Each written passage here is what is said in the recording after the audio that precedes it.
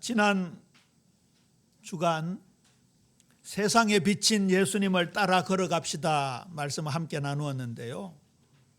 저는 말씀을 증거하고 나서 다시 말씀을 묵상하면서 생명의 빛, 참 빛으로 오신 우리 주님 예수님을 찬양합니다. 한 주간 제목 붙잡고 계속 찬양하는 기도를 드렸습니다. 또 회개의 기도가 동시에 되어졌습니다. 여러분, 밝은 빛 앞에 가면 갈수록 우리의 죄성이 드러나고 우리의 추함이 드러나는 게 당연하겠지요. 제가 늘 비유를 듭니다마는 여기서 보는 제 손바닥하고 정오에 강력한 태양이 내려쬐는 그곳에서 보는 내 손바닥은 달라요, 안 달라요? 다릅니다. 다르게 보입니다. 그렇죠? 우리가 그보다 더 완전한 영원한 빛 예수님 앞에 서면요, 우리는 약해질 수밖에 없습니다. 드러날 수밖에 없는 거죠. 저희들은 포함되죠. 나는, 우리는, 우리 가정은, 우리 교회는 예수님의 그 빛이 없이는 혼돈, 공허, 흑암에 빠져 살 수밖에 없습니다. 그런 고백이 되어져야 여러분에게 창조의 빛, 재창조의 빛이 실제로 임하게 되는 겁니다. 다시는 어두움을 사랑하지 않게 하옵소서. 이제는 빛만 사랑하기를 원합니다. 기도 제목이 나오지요. 세상에 비친 예수님을 따라 걸어가렵니다. 다시는 어두움에 파묻혀 있지 않기를 원하오니 생명 빛의 힘을 저에게 허락하여 주옵소서. 가장 어두웠던 사람 바울 아니었습니까? 살인의 기운으로 숨쉬는 사람이었습니다. 미움의 기운 때문에 헐떡이던 사람이었어요. 그런데 그가 가장 밝은 빛의 사람으로 바뀌었어요. 그렇다고 한다면 하나님, 저도 바꾸어 주옵소서. 바뀌어야 될 줄로 믿습니까? 오늘 제목이 세상의 빛입니다. 교회 안에서의 빛이 아니고 세상의 빛입니다. 우리 성도님들 각각의 공동체가 있지 않습니까? 우리 자녀들 학교가 있고 또 직장이 있고 거래처가 있고 만나는 사람들이 있습니다. 최소한 내가 교회 다닌다, 내가 장로다, 집사다, 권사다 알고 있는 사람이라면 우리를 볼까요, 안 볼까요? 봅니다. 안 보는 척해도 다 봅니다. 오늘 본문 말씀 중에요, 산 위의 동네가 숨겨지지 못할 것이요 라는 이 말씀의 배경은요, 이스라엘 사람들은 이 얕은 구릉 위에 좀 높은 언덕이나 제법 높은 산 위에 집을 짓기를 좋아합니다. 그 지중해 쪽에서 불어오는 그 맑은 바람을 정면으로 받기를 원하고, 그리고 그 지중해 햇볕은 굉장히 강하거든요. 그 햇볕을 쬐는 쪽에 그렇게 집을 짓기를 원합니다. 그리고 좀 이렇게 계곡 같은 데, 골짜기 같은 데는 한국말로 말하면 재수 없다. 그쪽에 유대 배경 속에는 흰놈의 골짜기 이런 거 들어보셨죠? 이 저주의 형태를 가지고 있기 때문에 밑에 잘 짓지 않습니다. 그래서 이런 높은 언덕, 구릉 위에 집을 짓습니다. 그러면 밑에서도 다 보이잖아요. 우리가 불을 밝혀가지고 등경 위에, 등잔대 위에 둡니다. 말이라고 있죠. 말, 쌀. 지금은 딱딱 20kg, 40kg, 10kg 포장되어 나옵니다만 옛날에는 싸전에 가면, 쌀집에 가면 무엇으로 계량해서 줍니까? 말로. 그렇죠. 되는 그 다음에 작은 거. 제일 작은 거는 뭐예요? 홉. 그렇죠. 홉, 돼, 말. 그 말입니다. 등불을 켜가지고 말 아래 두는 사람이 있습니까? 없습니까? 요 말 아래라는 말, 요 안에다가 등불을 집어넣는단 말이에요. 등경 위에 둡니다. 그렇죠. 우리가 다 드러나게 되어 있습니다. 자, 오늘 서론에 보니까 빛과 어둠 사이라는 제목이 있습니다. 예수님이 이어서 말씀을 주십니다. 눈은 몸의 등불이니 그러므로 내 눈이 성하면 온몸이 밝을 것이요 눈이 나쁘면 온몸이 어두울 것이니 그러므로 내게 있는 빛이 어두우면 그 어두움이 얼마나 더하겠느냐. 저하고 우리 상은 집사님하고 사이에 거리가 있잖아요. 또 저하고 김종자 집사님 사이에 거리가 있죠. 짧고 멀고 이렇습니다. 빛과 어둠 사이에는 거리가 얼마일까요? 빛과 어둠 사이에는 거리가 얼마일까요? 물리적으로 제로입니다. 여기 불을 켜놨는데 갑자기 정전이 되어서 불빛이 다 사라지면 바로 어두워집니다. 다시 전기가 돌아서 불을 딱 켜면 곧바로 밝아집니다. 빛과 어두움의 거리는 제로입니다. 저와 여러분이 빛으로 부름을 받았는데요, 이 빛을 잃어버리면요 캄캄해지는 겁니다. 소금이 그 맛을 잃으면 무엇으로 짜게 하리요? 어떻게 된다고요? 길에 버려져서 사람들에게 밟혀지게 된다. 오늘 말씀이 너무너무 중요합니다. 일대지 제목을 보면 우리를 향해 빛이라고 말씀하셨다고 되어 있습니다. 우리는 어떤 존재입니까? 빛은 미워하고 어두움은 사랑하는 존재였습니다. 어두움을 사랑한다는 말은 범죄 속에 있고 사탄의 종로로 타고 뒤로 호박씩 까고 엉큼하고 남들 안 볼 때 엉뚱한 짓 하고 그렇죠? 그게 어두움을 사랑한 우리의 존재였어요.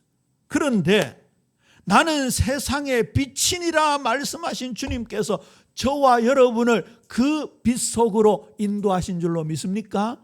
우리가 자격이 있어서 부름을 받았습니까? 절대 그렇지 않습니다. 여기 예수님 앞에 자격을 들이밀려면 자격 있는 사람 한 사람도 없습니다. 아담 때부터 주님 다시 오시는 그날까지 모든 인류 중에 단 한 사람도 자격 있는 사람이 없습니다.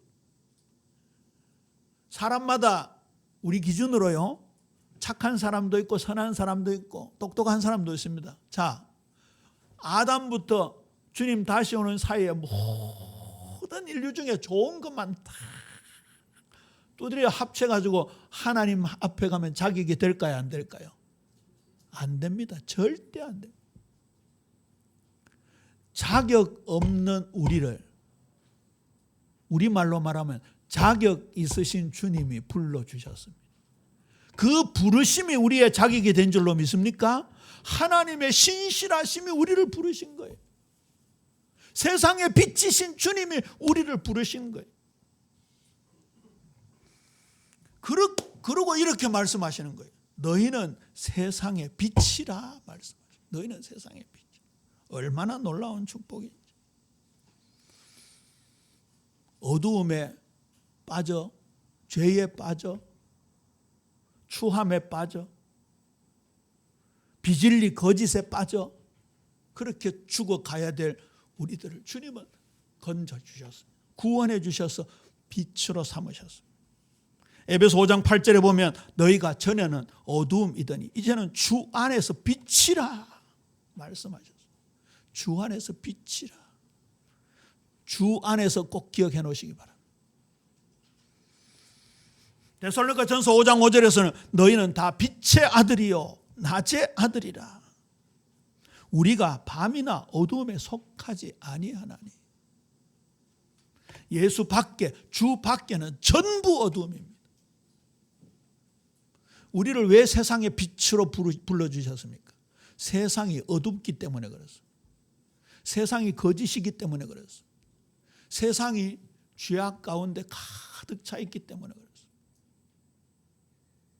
하마스가 먼저 선제 공격해서 이스라엘이 지금 가자 지구를 봉쇄해놓고 공격하잖아요. 어제 뉴스였습니까? 어떤 초등학교인가 거기에다가 미사일 공격을 해가지고 아이들이 포함해서 60명이 동시에 죽었다. 하마스 간부 잡으려고. 이 하마스 간부들, 이놈들도 병원이나 학교를 방패막이로 삼는 거예요. 이스라엘 쪽에서는 정당 방어 내지는 정당 공격이라 할지 모르지만 거기에서 희생된 아이들의 숫자가 얼마나 많겠습니까? 선한 전쟁이 있습니까? 없습니까? 없습니다. 교회 역사의 흑역사라고 할 수 있죠. 종교 전쟁들 심각했습니다. 잘못 깨달아가지고 자신들과 다른 사상을 가지고 있다고 얼마나 많은 사람들 죽였는지 모릅니다. 그게 전부 어두움의 자식들, 진노의 자녀들, 죄의 종노릇, 사단의 종노릇하는 자들의 모습이었습니다. 바울은 거기에서 벗어나라. 이제 다시는 어두움에 있지 말라. 아까 말씀드렸죠. 이 표현이 주님 앞에 무례하지만 자격이 있으신 주님이 우리를 불렀기 때문에 우리가 자격을 획득한 겁니다. 우리가 자격이 있어서가 아니고요. 이사야 42장 6절, 누가복음 2장 32절, 사도행전 13장 47절 같은 성경 구절인데 세 개나 인용했습니다. 사실 우리 성도님들 이 말씀 받고 말씀을 묵상하고 외우려고 하면 힘들지만 일부러 세 개 다 기록했습니다. 많지만 이사야 42장 6절에 보면 나 여호와가 의로 너를 불렀은즉 내가 내 손을 잡아 너를 보호하며 너를 세워 백성의 언약과 이방의 빛이 되게 하리니. 오실 메시아를 예언한 이사야 선지자의 선포였습니다. 누가복음 2장 32절에 예수님이 태어나서 이제 성전에 올라갔습니다. 예수님 메시아가 오심을 기다리고 기다리던 할아버지 시므온이 예수님을 안고 이렇게 찬양하는 장면이 나옵니다. 종에게 평안을 주시고 이제 놓아주시니 감사합니다. 내 눈이 주의 구원을 바라봅니다 하면서 이 말씀하고 있습니다. 이 아기는 이방을 비추는 빛이요 주의 백성 이스라엘의 영광이니이다. 분명히 이방의 빛, 세상의 빛은 예수님이십니다. 지난주에 예수님이 내가 세상의 빛이다 말씀하셨습니다. 그런데 놀라운 것은요, 사도행전 13장 47절에 보세요. 1차 선교 여행지였던 구브로 회당에서 이스라엘 백성들, 유대 백성들에게 바울이 이렇게 간증하는 장면입니다. 주께서 이같이 우리를 명하시되 내가 너를 이방의 빛으로 삼아 너로 땅끝까지 구원하게 하리라 하셨느니라. 예수님이 분명히 이방의 빛으로 메시아 예언이 되어 있는데 바울을, 가장 어두웠던 사람 바울을 구원하시고 소명하셔서 그를 이방의 빛으로 삼으셨어요. 그래서 제가 아까 그 인사를 하자고 한 거예요. 다시 한번 고백합니다. 우리들도 세상의 빛입니다. 다시 한번 인사합니다. 당신은 세상의 빛입니다. 할렐루야. 이 놀라운 축복의 반열 속에 우리가 서 있는 거예요. 자, 그러면 크게 두 번째, 빛은 역할이 있습니다. 그렇죠? 당장 아침에 눈을 뜨면 동편에서 떠오르는 태양이 우리를 비춥니다. 지금 잠자고 있는 사람들도 있겠죠? 그에게도 태양은 비춰집니다. 빛은 어둠을 밝히는 역할을 합니다. 또 무슨 역할을 합니까? 빛은 열을 냅니다. 그렇죠? 태양빛은 열을 냅니다.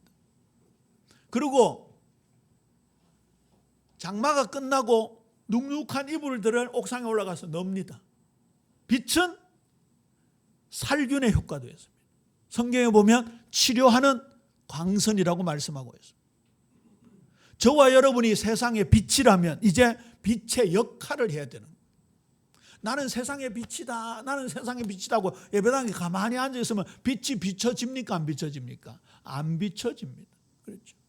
이제는 세상을 향하여 이 빛을 선포해야 합니다. 사람의 의식주 이전에 절대 필요한 것이 첫 번째가 빛이고 그리고 공기고 물입니다. 하나님은 빛을 창조하시면서 우주의 질서를 잡아주셨습니다. 빛을 창조하시면서 공허했던 곳에 충만함을 주셨습니다. 빛을 창조하시면서 어두웠던 곳에 밝게 해주셨습니다. 그리고 우리에게 하나님의 생기를 불어넣어 주셔서 우리를 숨쉬게 하셨습니다. 지지난주에는 우리가 생수의 강, 물에 대해서 함께 나누었죠. 물이 얼마나 성경 전체에 많이 흐릅니까? 물, 생수, 강수, 강물 얼마나 많이 흘렀습니까? 그런데 빛은 훨씬 더 많습니다. 훨씬 더. 성경 66권에서 중요한 빛에 대한 말씀을 다 뽑아가지고 정리하고 정리해서 오늘 말씀을 전합니다. 다 하려면요 365일 해도 모자라요. 그런 놀라운 빛이 우리에게 비춰주고 있습니다. 빛과 공기와 물 중에 가장 중요한 생명의 근원이 빛입니다. 공기를 순환시키고 물을 순환시키는 에너지가 되죠. 그래서 생명의 근원이 되게 합니다. 우리의 어두움을 밝히고 보게 합니다. 어두움을 물리칩니다. 저는 어두움을 죽인다, 어두움을 태운다 이렇게 한번 적어봤습니다. 생명 그 자체이지요. 시편 49편 19절에 보면 죽음에 대해서 이렇게 표현합니다. 영원히 빛을 보지 못하리라. 우리 한국말에도 죽는다는 표현이 여러 가지가 있죠. 돌아가셨다, 별세하셨다, 숟가락 놓으셨다, 뭐 여러 가지 표현이 있습니다. 그런데 유대 배경 속의 표현은 그가 영원히 빛을 보지 못한다 그렇게 되어 있습니다. 빛은 생명의 근원이기 때문에 그렇습니다. 그 역할이 있다고 한다면 우리는 우리의 빛을 불신자 앞에 드러낼 때에 착한 행실로 드러내야 됩니다. 우리 오늘 본문 16절 함께 읽어볼까요? 마태복음 5장 16절 함께 읽습니다. 시작. 이같이 너희 빛이 사람 앞에 비치게 하여 그들로 너희 착한 행실을 보고 하늘에 계신 너희 아버지께 영광을 돌리게 하라. 아멘. 간단하게 얘기해서 불신자보다 더 착해야 합니다. 불신자들 중에 착한 사람 있어요, 없어요? 있습니다. 많습니다. 그들보다 더 착해야 합니다. 뭐 착하기 경쟁이라기보다는요, 하나님의 선하심이 우리에게 덧입혀져야 합니다. 그게요 불신자들에게 어필이 되는 거예요. 저쪽 예배당에 있을 때였죠. 빛과 소금에 대해서 말씀을 나누면서 소금은 녹아서 맛을 내는 거고 이 세상 썩어져 가는 것을 방지하는 부패 방지의 역할을 합니다. 불신자들에게 예수님의 말씀인 소금과 빛이 되라는 말씀을 아무리 얘기해도 알아듣지를 못합니다. 불신자는 우리들에게 무엇을 요구합니까? 높은 도덕성을 요구합니다. 더 양심적이어야 합니다. 누구보다도 잘 속이고 누구보다도 성질 내고 누구보다도 비굴하고 그러면서 불신자한테 예수 믿으라 하면 뭐라고 한다고요? 니나 믿으세요. 니나 잘하세요. 그런다. 불신자들이 본다고요? 안 본다고요? 본다고요. 우리의 삶에 하나님의 선하심이 덧입혀져서 그게 나타나야 하는 거지. 이사야 60장 1절입니다. 일어나라 빛을 발하라. 관로에 대관로에 이렇게 적어놨죠. 죄악과 불의와 거짓의 자리에서 일어나야 합니다. 이사야 60장 1절 우리 너무너무 많이 읽고 외우고 합니다만 사실 59장부터 봐야 되잖아요. 지난번에 여호와의 손이 짧아 구원치 못하심도 아니요 귀가 둔하여 듣지 못하심도 아니라 오직 너희 죄악이 너희와 너희 하나님 사이를 내었고 너희 죄가 그 얼굴을 가리워서 너희를 듣지 않으시게 함이니, 그동안 저는 이 말씀을 가지고 근본 메시지로 많이 사용했습니다. 우리가 죄인이라면 절대 하나님 만날 수 없다. 우리 죄를 해결받아야 만날 수 있다. 예수님 처음 영접할 때 이 말씀을 많이 인용했습니다. 그러나 그 말씀을 살펴보면 살펴볼수록 이미 구원받은 하나님의 자녀가 죄를 지으면 그 말입니다. 공의롭게 살지 못하면 그 말입니다. 죄악 속에 빠져 있으면 그 말입니다. 우리 그리스도인들이 참된 말을 하고 선한 행위를 해야 되는데 오히려 더 거짓되게 살고 불의하게 살게 되면 그 말입니다. 아무리 기도해도 하나님 들으시지 않는다고요.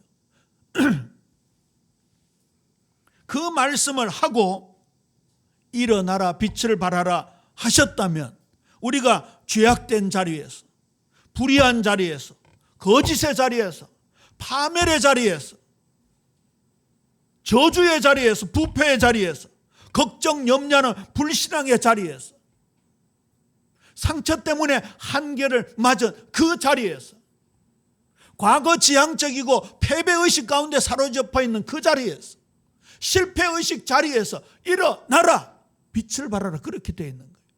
지난주에 설명드렸죠. 제가 모양을 잡아가면서 설명드렸잖아요. 저기에서 하나님의 광원이 제게 비추어집니다. 이 불신앙의 자리에서 일어나라 그 말. 우리 예빈 모든 성도님들 불신앙의 자리에서, 죄악된 자리에서, 불의한 자리에서, 거짓된 자리에서 일어나시게 되기를 주님의 이름으로 축원합니다. 그러면 어떻게 된다고요? 세상의 빛이신 예수님의 빛이 우리를 통해 비추어진다고. 오늘 대청부 말씀입니다마는 시내산에 40일 동안 올라갔다가 내려온 모세에게 얼굴에서 빛이 비추었습니다. 그 말씀의 원뜻을 보면요, 여호와 하나님과 말씀을 나누었으므로 그의 얼굴에 광채가 났다 그렇게 되어 있습니다. 미켈란젤로가 조각한 그 모세에 보면 이렇게 뿔이 나 있는 게 있죠. 그게 빛을 발하는 모습을 표현한 거예요. 얼마나 얼굴이 빛났는지 자기는 몰랐는데 아론이라든지 장로들이 알았습니다. 너무 빛이 나서 어떻게 했습니까?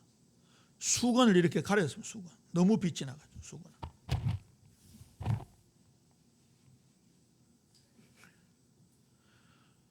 우리 예빛 모든 성도님들, 예빛교회 이름 그대로 예수님의 빛이 너무 강력하게 비춰가지고 내일부터 만나는 사람들이 아이고 눈부셔라. 너무너무 빛이 비춰가지고 하나님의 영광이 드러나고 자신들의 죄와 자신들의 어두움이 그 앞에서 완전히 사라지는 착한 행실을 통하여 하나님께 영광 돌리는 아름다운 삶, 예쁜 삶, 멋있는 삶 살게 되기를 주님의 이름으로 축원합니다. 에베소서 5장 9절입니다. 빛의 열매는 모든 착함과 의로움과 진실함에 있느니라. 빛의 열매가 그 뒤에 나옵니다. 어둠을 책망하라, 세월을 아끼라, 술 취하지 말라, 오직 성령의 충만을 받으라. 그리고 가정과 사회 생활에 대한 말씀들이 있습니다. 데살로니가 전서 5장 6절에 보니까 그러므로 우리는 다른 이들과 같이 자지 말고 오직 깨어 정신을 차릴지라. 여기 뒤에도 하나님의 전신갑주의 개념이 나옵니다. 피차 권면하라, 서로 화목하라, 항상 기뻐하라, 쉬지 말고 기도하라, 범사에 감사하라. 잠언 13장 9절 말씀에 보면 의인의 등불은 더 빛이 나고 악인의 등불은 꺼지느니라. 우리는 더 빛이 나는 예수님의 빛을 우리가 받고 있다고.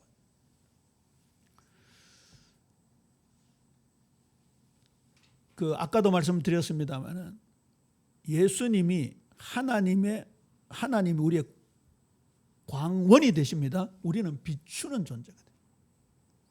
주님 안에서 기억하라 했죠. 주 안에서 빛이다 기억하라 했죠. 주님 안에 쏙 들어가야 됩니다. 이 지구 속해 있는 태양계를 밝히고 있는 광원이 태양이잖아요. 태양이 지구의 질량의 약 34만 배 됩니다. 엄청나게 크죠. 수금지화 목토 천해명, 태양을 제외한 모든 행성들의 질량을 다 합쳐도 0.2%밖에 되지 않습니다. 99.8%의 질량을 가지고 있습니다. 지구가 태양 가까이 가면 어떻게 되겠죠? 아예 없어져 버립니다. 완전히 그 속에 그 핵융합이라 그러면 조금 어려운 말입니다만은 이 태양이 저렇게 스스로 빛을 내는 건요, 핵융합 때문에 그렇습니다. 근데 히로시마 나가사키 그 정도가 아니고 지금 새로 개발된 핵폭탄에 1000조 배가 넘는 그런 어마어마한 에너지를 갖고 있다고 합니다. 그러니까 지구는 가까이 가면요 딱 달라붙어가 없어져 버려요. 블랙홀이라고 알죠? 굉장히 큰 질량 앞에는요 우주의 천체들이 다 빨려 들어가 버립니다. 지구는, 태양은 그만큼 질량이 크다 이 말이에요. 저는 그걸 보면서요 주 안에서를 그렇게 생각했습니다. 지구처럼 존재하는 우리가 주님 안에 들어가면요 그냥 태양 그 자체가 돼버리는, 내가 그리스도와 함께 십자가에 못 박혔나니 그런즉 이제는 내가 사는 것이 아니요 죽었다가 말이에요. 우리가 주 안에 들어가면 주님의 빛이 우리를 통해 밝혀질 줄로 믿습니까? 그 삶을 우리에게 요구하시는 겁니다. 자, 그러면 이 빛의 역할을 하는 우리에게 어떤 축복이 주어지는가? 이사야 60장 3절에서 4절입니다. 일어나라 빛을 발하라, 그 이후의 말씀입니다. 나라들은 내 빛으로, 왕들은 비치는 내 광명으로 나아오리라. 내 눈을 들어 사방을 보라. 무리가 다 내게로 오느니라. 내 아들들은 먼 곳에서 오겠고 내 딸들은 안기어 올 것이라. 아브라함에게 주셨던 그 축복 아닙니까? 복의 근원의 축복 아닙니까? 열방이 너를 통해 복을 받게 하겠다는 그 축복이 이때 이루어지는 겁니다. 자, 자녀들까지 말씀하고 있습니다. 엄마 아빠들이 자녀들한테 똑바로 살아라, 그 말 주로 많이 하죠. 잘못하면 혼을 내기도 하고 과거에는 회초리도 들고 때리기도 하고. 근데요 자녀들을 돌아오게 하는데도 뭐부터 먼저 하라고요? 빛을 발하는 것부터 먼저 하라고요. 더 거슬러 갑시다. 죄의 자리, 불의의 자리, 거짓의 자리, 불신앙의 자리에서 내가 털고 일어나는 것부터 먼저 해야 되는 거예요. 그래야 빛이 발해지고 그 빛의 자녀들이 돌아오게 되는 거지. 나는 캄캄하면서, 나는 거짓으로 일관하면서, 표리부동하면서 자녀들한테 얘기하는 건요 우선 자녀들이 무서워서 엄마 아빠 말을 들을지 몰라도 근본적인 변화는 절대 일어나지 않는 거예요. 이거요 진짜 적용할 필요가 있습니다. 진짜 우리 그리스도인들은 구별된 삶을 사는 거예요. 불신자의 방법으로, 세상 방법으로 사는 게 아니에요. 우리가 그 맛을 체험을 해야 된다고요. 다니엘서 12장 3절입니다. 지혜 있는 자는 궁창에 빛과 같이 빛날 것이요 많은 사람을 옳은 대로 돌아오게 한 자는 별과 같이 영원토록 빛나리라. 옳은 대로 돌아오게 한 자. 지금까지 이 말씀 전체를 우리가 순종할 때 그 말이잖아요. 말라기 4장 2절 3절입니다. 내 이름을 경외하는 너희에게 공의로운 해가 떠올라서 치료하는 광선을 비추리니 너희가 나가서 외양간에서 나온 송아지같이 뛰리라. 우리 사람은 태어나면, 아기가 태어나면 거의 몇 달은 누워서 꼼짝도 못하죠.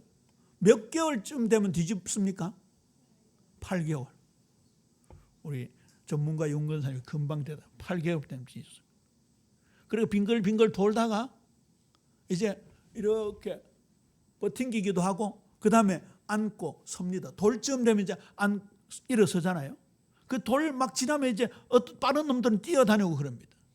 근데 송아지, 망아지, 염소 새끼 이런 것들은요, 태어나자마자 걷습니다.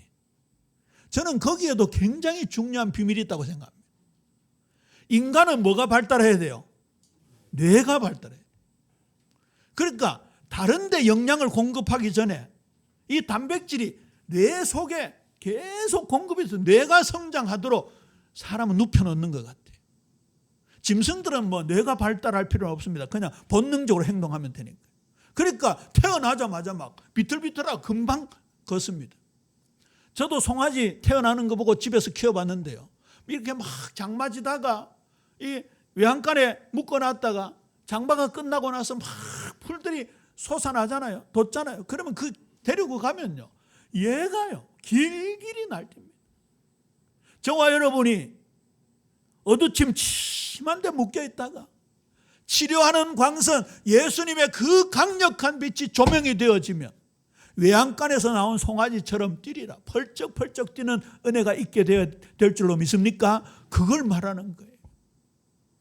진짜 제가 그 다큐멘터리에서 봤는데요, 푸른 초원에 소하고 막 송아지하고 막 한꺼번에 풀어놓는데 얘들이요, 이 기쁨을 얼마나 표현하는지.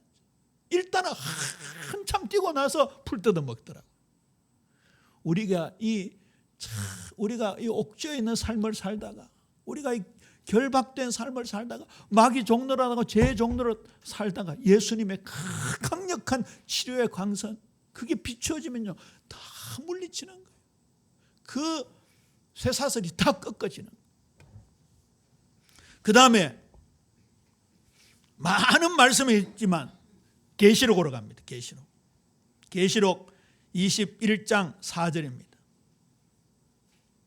우리 이 말씀 함께 읽지요. 계시록 21장 4절 함께 읽습니다. 시작. 모든 눈물을 그 눈에서 닦아주시니 다시는 사망이 없고 애통하는 것이나 곡하는 것이나 아픈 것이 다시 있지 아니하리니 처음 것들이 다 지나갔습니다. 원인, 이유가 나옵니다. 근본이 나옵니다. 22장 5절입니다. 함께 읽습니다. 시작. 다시 밤이 없겠고 등불과 햇빛이 쓸데없으니 이는 주 하나님이 그들에게 비치심이라. 그들이 세세토록 왕노릇하리로다. 아까 시내산에 올라갔다가 하나님의 말씀과 교제하고 내려오던 모세의 얼굴에 눈부실 정도로 광채가 났지만 변화산에 올라갔을 때 모세도 사라지고 엘리야도 사라졌습니다. 오직 예수만 남았습니다. 이제 그동안 예표, 그동안 그림자였던 본체이신 예수님이 저와 여러분에게 오신 겁니다. 우리가 그 안에 있는 겁니다.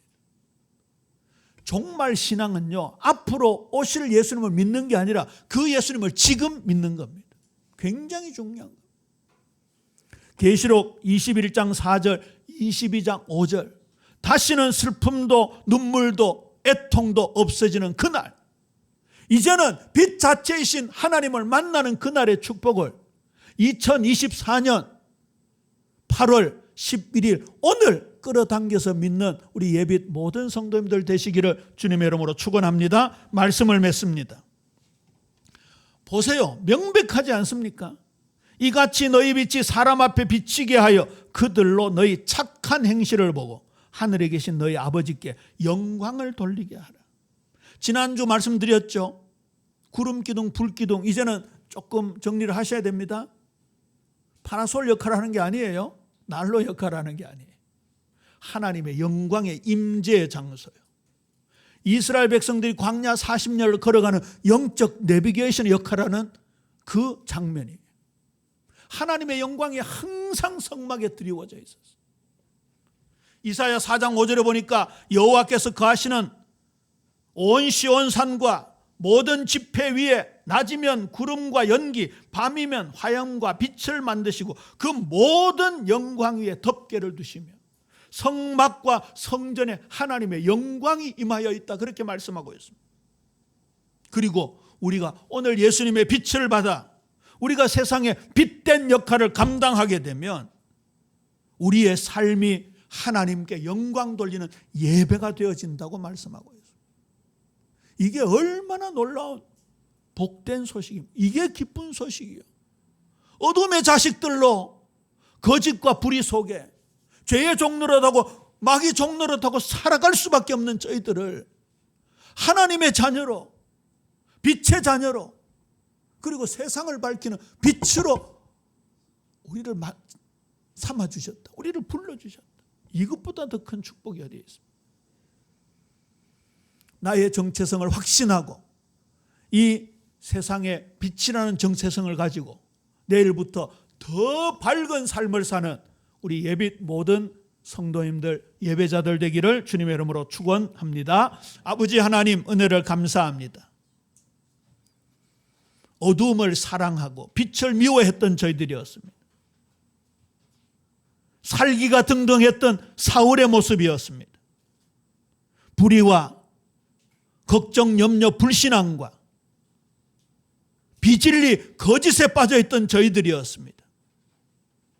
우리를 세상의 빛으로 불러주신 주님을 찬양합니다. 이제 이 사명 감당하며 살아가기를 소원하오니 모든 어두움의 세력을 물리쳐 주시고 하나님의 영광만 드러내는 저희들의 일생 남은 생에 되게 하옵소서.